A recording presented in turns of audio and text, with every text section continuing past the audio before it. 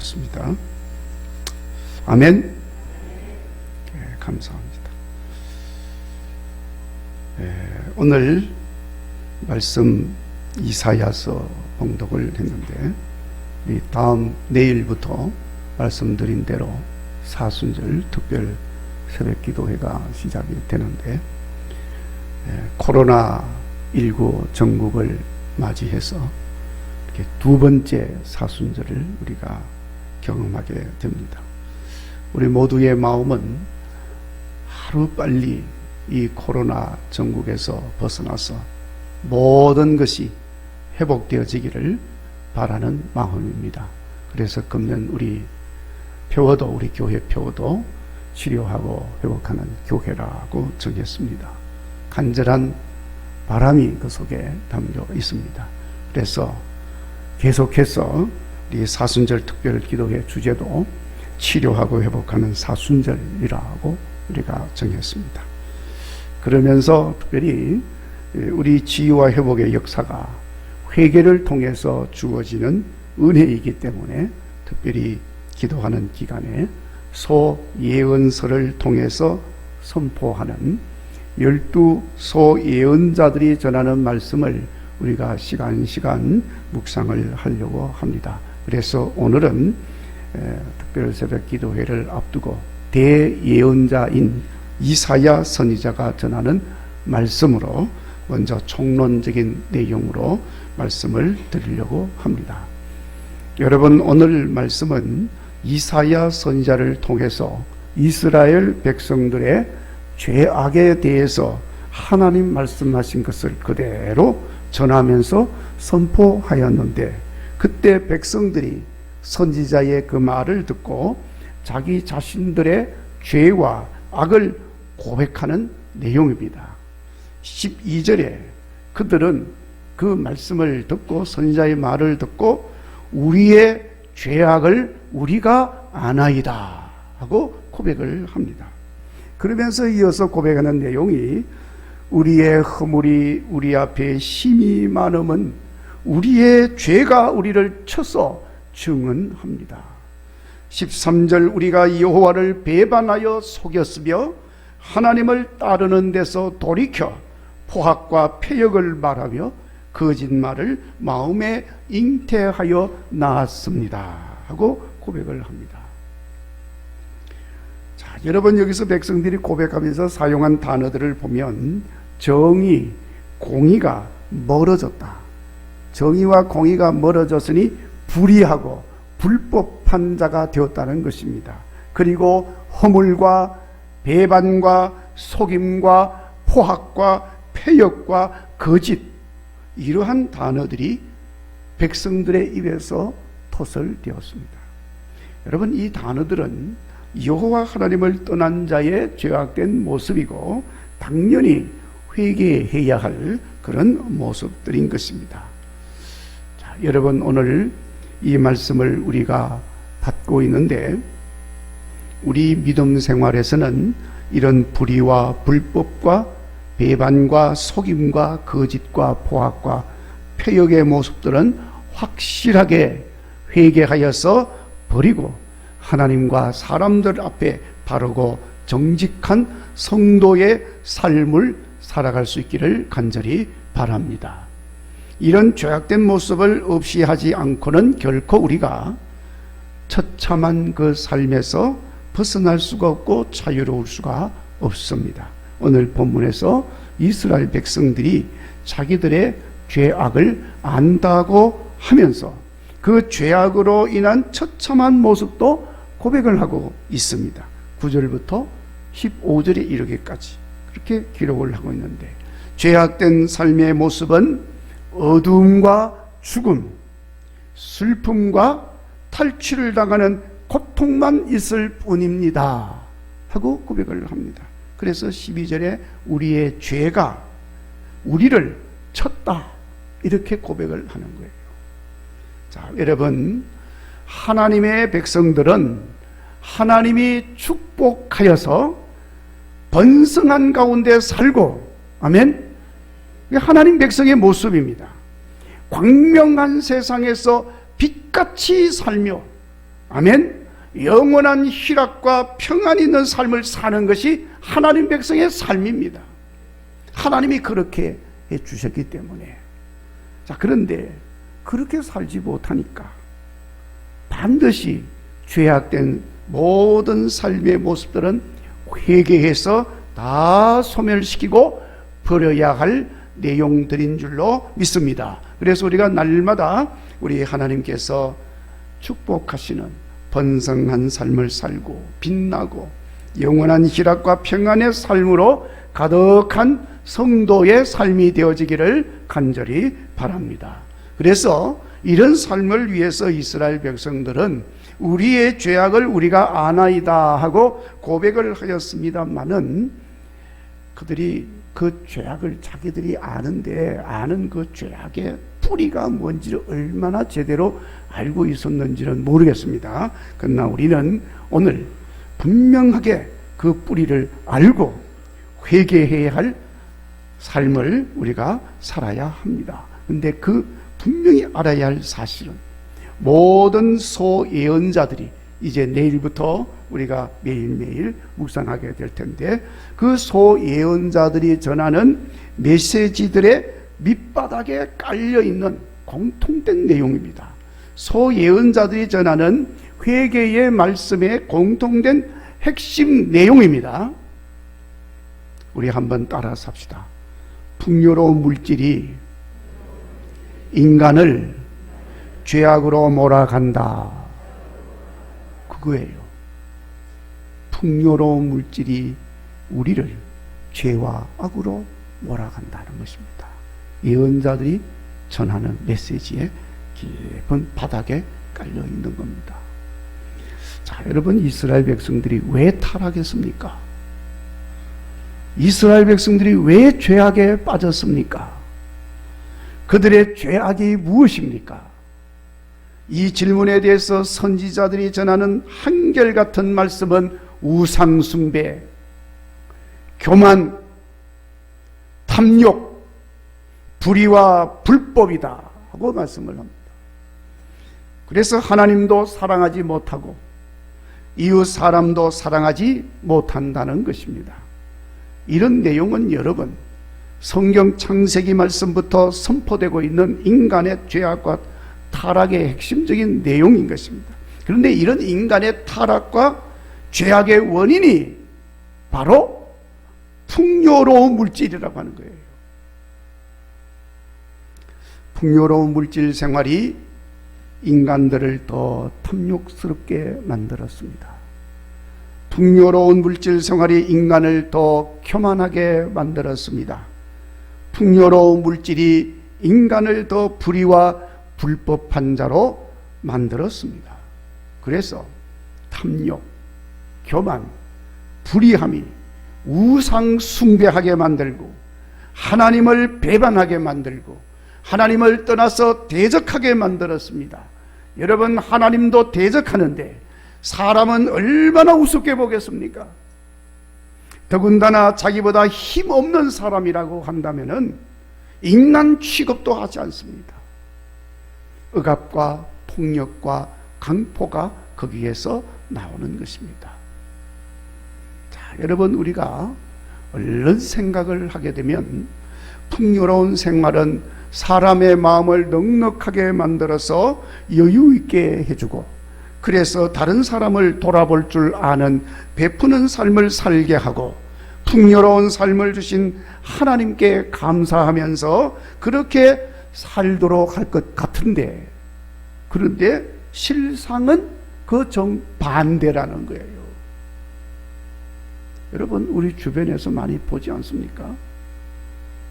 우리 국일교회는 그런 분이 없으리라고 생각을 합니다만은 믿는 사람들 가운데도 그런 사람들이 많습니다. 풍요로운 물질이 사람을 변화시켜버려요. 좋은 방향이 아니라 아주 죄악된 방향으로 바꿔버려요. 자, 여러분, 지금 가만히 생각해 보면 우리 근자에 와서 우리가 지금처럼 이렇게 풍요로운 삶을 산 때가 없다고 생각을 합니다. 그래서 사람들이 과거에 비해서 보면 모두 다 풍채도 좋고 얼굴에 윤기도 있고 소위 말해서 때깔이 나요. 때깔이 좀 마른 사람도 때깔이 난다니까요.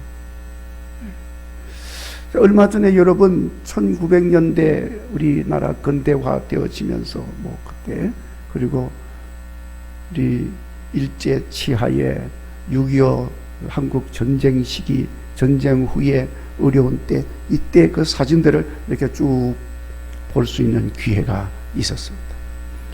그때 보니까 사람들의 몰골이 말이죠. 참 안 됐어요. 얼마나 비참하고 처참하고 보니까 참 마음이 거시기 한데 쉽게 말하면 뭐 입고 있는 옷이라든지 모양이 촌스럽다 이렇게 표현하셨어요. 자, 근데 거기에 비하면 지금 여러분 우리가 얼마나 풍족하고 화려하고 또 환경도 깨끗해지고 먹을 게 넘쳐나고 지금 얼마나 먹을 게 많은지 음식물 쓰레기 때문에 골머리를 앓고 있는 시대를 우리가 살고 있어요. 옛날에 음식물 쓰레기가 어디 있었어요? 쉰밥도 다 물에 빨아서 다 이렇게 먹고 말이죠. 버리는 게 없었어요. 참 버리는 게 있으면 참 그냥 냄비에다가 집어넣어가지고 다 같이 넣어가지고 그냥 뭐 밥이고 뭐고 다 집어넣어서 그냥 푹 끓여가지고 찌개로 그냥 죽서 먹고 또 맛있어서 얼마나 그냥 즐거운 마음으로 먹었는지 모릅니다. 근데 지금은 그거 다 버리잖아요. 얼마나 풍족한 시대에 살고 있는지 알 수 있습니다. 여러분 우리나라가 반만년 역사라고 하는데 우리나라 반만년 역사에서 지금처럼 잘 먹고 잘 산 적이 없습니다. 여러분 겨울에 딸기 먹잖아요. 딸기. 열대지방 과일도 우리가 먹습니다. 여기 앉아서. 조선시대 참 잘 살던 시대가 세종대왕님 때인데 그 세종대왕님도 그렇게 못 드셨습니다. 겨울에 무슨 딸기가 어디 있습니까? 더군다나 열대지방 과일 생각도 못할 일입니다. 어림도 없지요. 그러니까 여러분 지금 이 시대 사람들은요 세종대왕님보다 더 잘 먹고 더 잘 산다니까요. 난방도 잘 돼가지고 따뜻하게 옛날에 난방이 제대로 안 돼 있어요. 춥게 지냈습니다.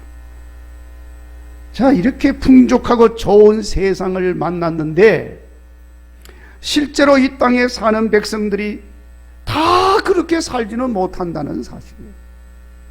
힘들게 사는 사람은 여전히 많이 있습니다. 모든 것이 풍족한 가운데 살아도 사람들의 마음은 가난해져 있습니다. 만족을 모릅니다. 가진 사람은 더 가지려고 밤낮으로 골머리를 앓고 있습니다. 마음 편할 날이 없습니다. 걱정 근심으로 가득합니다. 다른 사람 돌아볼 여유가 없습니다. 그래서 풍요로움 속에 빈곤이라고 하는 말처럼 빈곤과 각종 질병 속에서 죽어가는 사람들이 여전히 많이 있습니다. 몇 년 전에 제가 정확한 건 모르겠습니다만은 비공식적인 금융수단의 하나인 비트코인이라고 하는 것이 등장을 했습니다. 근데 최근에 며칠 전에 뉴스를 보니까 그 비트코인 한 개의 값이 7천만 원이 넘어갔다. 그렇게 뉴스에 나왔습니다. 그 전에 2천만 원 할 때 한번 들은 적이 있었는데 지금 7천만 원이 넘어갔대요. 자, 여러분 비트코인이라는 말을 들어보셨을 텐데 보신 분이 있어요? 그 코인이니까 동전이겠죠? 코인. 근데 이름이 비트예요. 비트코인. 동전. 보셨어요? 근사에. 여러분 보신 분 있습니까? 비트코인? 네, 무슨 이렇게 컴퓨터를 통해서 영상으로 말고 실제 물건 판정이에요. 비트코인. 이게 비트코인이라고 이렇게 봤어요? 보신 분이 한 분도 없으리라고 생각합니다. 왜냐하면 그 비트코인이라고 하는 것은 화폐나 금덩어리처럼 실물이 아니기 때문에. 자, 그럼 실물이 아니면 뭡니까? 그냥 컴퓨터 속에 있는 디지털 신호에 불과한 겁니다. 그래서 암호화폐, 가상화폐 이렇게 이름을 붙여서 부르고 있습니다. 그래서 가상화폐라는 말은 화폐가 아닌데 화폐라고 생각을 하는 것입니다. 다시 말하면 상상 속의 화폐라고 하는 거예요. 상상 속의 화폐입니다.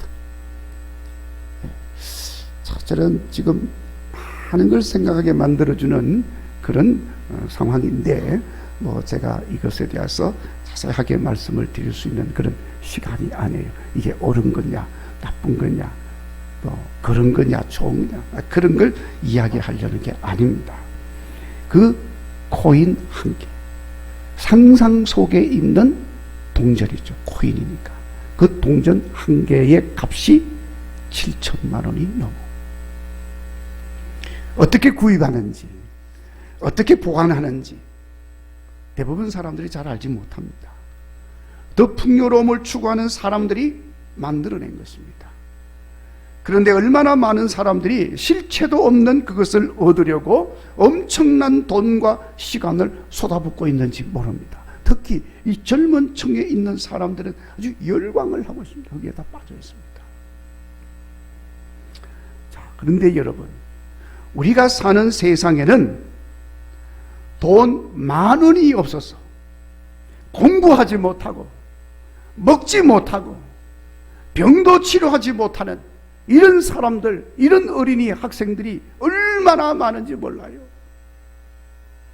우리 교회에서도 동참하고 있습니다마는 가난한 나라 어린이들을 위한 식수 문제, 학교 공부를 위한 수업비, 병든 어린이들을 위한 의료비, 음식 비용으로 10,000원, 20,000원 이렇게 지원을 하고 있습니다. 많이 하지는 못하지만. 근데 그 적은 돈이지만 그 돈이면 어린이 한 명이 한 달을 살 수가 있고, 한 달을 공부할 수가 있고, 질병을 치료할 수가 있다는 거예요. 자, 그렇다면 여러분, 7천만 원 한다는 현실적으로 보이지도 않는 가상화폐 비트코인 한 개만 있으면 얼마나 많은 어린이들이 도움을 받을 수 있겠습니까? 7천만 원. 그러나 가진 사람들은 그 비트코인 내놓지 않습니다. 더 비트코인을 소유하는 데 관심을 갖고 있기 때문에 내놓을 수가 없어요. 지금 말씀드리려고 하는 내용은 풍요롭다고 해서 모두가 다 풍요로운 삶을 사는 것이 아니라는 거예요. 물질이 넉넉하다고 해서 이웃들에게 베풀고 그러는 것이 아니라는 것을 말씀을 드리는 것입니다. 풍요는 더 풍요를 원하기 때문에 사람들이 더 풍요로워지려고 더 악해진다는 것입니다. 그래서 풍요로운 삶을 위해서 불의를 행하기도 하고 강포를 행하기도 하고 힘 있는 자는 힘으로 힘 없는 자의 것을 빼앗고 강탈하고 법 아는 자는 그 법으로 교묘한 불법을 저지르고 힘 없는 자는 속이고, 힘이 없으니까 속여야지, 사기치고 그럽니다. 그나마도 안 되면 어떤 힘에 의존하여서 더 가지려고 빌고 제사하고 그럽니다. 우상 숭배가 그래서 나오는 것입니다. 우상 숭배가 만연해 있다든지 우상이 많다든지 하는 것은 그만큼 인간들이 더 가지고자 하는 욕망으로 강렬해져 있다는 것을 보여주는 것입니다. 그리고 거짓된 자들은 그런 인간의 욕망을 이용해서 부추겨서 거짓 우상을 만들어 놓고 여기 와서 빌어라 그러면 다 그렇게 부여하게 된다. 미혹을 합니다. 그러면 또 미혹하는 소리에 사람들이 다 혹해가지고 거기 가서 비는 거예요. 배운 자나 안 배운 자나 가진 자나 안 가진 자나. 그런데 가만히 보니까 배운 자들이 더 열심히 빌어요. 가진 자들이 더 열심히 빌어요. 이것이 다 불의요 불법이요 죄악이라는 것입니다. 예언자들이 전하는 하나님의 예언의 말씀입니다. 제 이야기가 아니고 성경 예언서에 나오는 말씀의 핵심적인 내용이에요. 핵심은 풍요로움. 자, 그러니까 어떻게 해야 되겠습니까? 풍요로움으로 인한 죄와 악을 우리가 이겨내야 합니다. 어떻게 이길 수가 있습니까? 사랑하는 성도 여러분, 우리는 우리에게 주어진 풍요로운 삶이라고 하는 것은 분명히 하나님께서 우리에게 은혜로 주신 축복이라는 사실을 분명하게 고백해야 하는 것입니다. 그리고 그 축복을 복된 것으로 이어가야 하는 것입니다.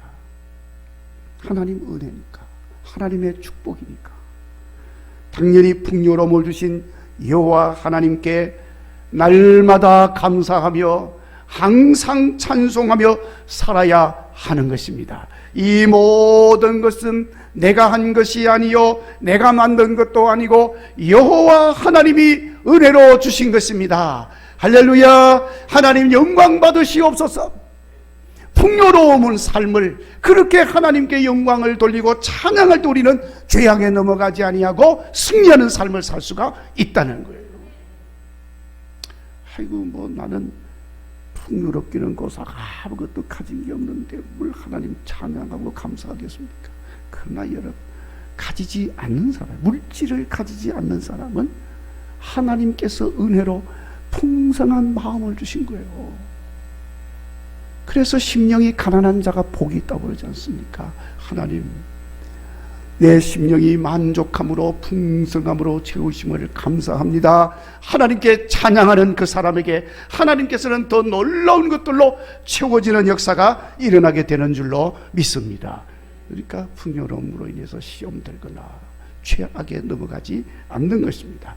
하나님께서 축복하며 주신 이 풍요로움은 하나님의 사람들이 함께 나누며 공유하며 같이 누리며 함께 행복하게 살도록 하심이라는 사실을 우리가 고백하고 그 고백한 대로 실천하면서 살아야 하는 것입니다.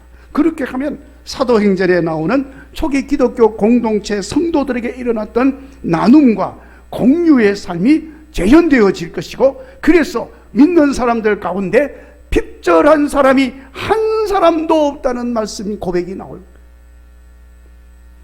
하나님께서 축복하며 주신 풍요로움이기 때문에 내 마음대로 하는 것이 아닙니다.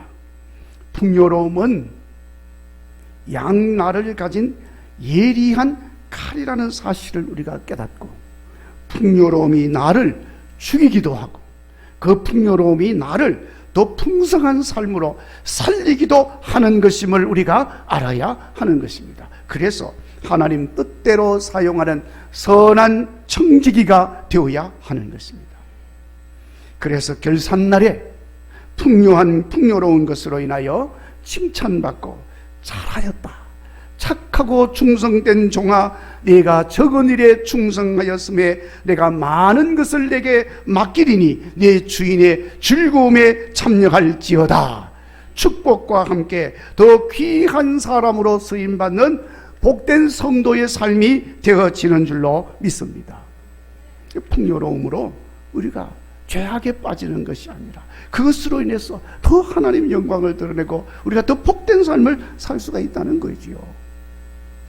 자, 여러분, 하나님께서 축복하시면서 주신 풍요로운 것들로 바르게 살지 못하고 죄악에 매여 살게 된 것을 회개하면서 내일 새벽부터 진행되는 사순절 특별 새벽 기도회에 우리가 참여해서 시간 치유와 회복을 경험하는 사순절 특별 기도 시간을 가질 수 있게 되기를 바랍니다. 그래서 하나님께서 축복하시면서 주신 풍요로운 삶으로 인하여 죄악을 이겨내게 하시고, 그래서 풍요로운 삶을 더 복되게 하면서 날마다 승리하는 9일의 성도들이 되시기를 주의 이름으로 축원합니다.